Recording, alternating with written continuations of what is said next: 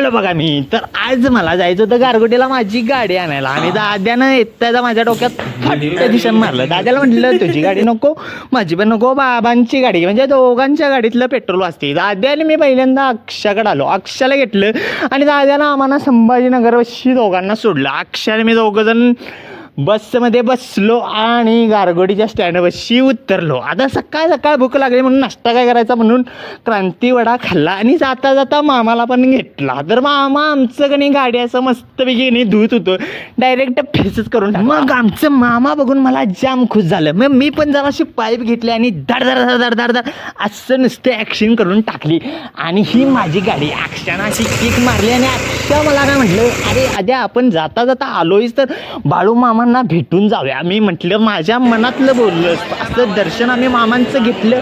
जाता जाता गाडीत पेट्रोल टाकलं आणि हवा बी मारली आणि अक्षानं गाडी कशी नुसती पळवली बघा.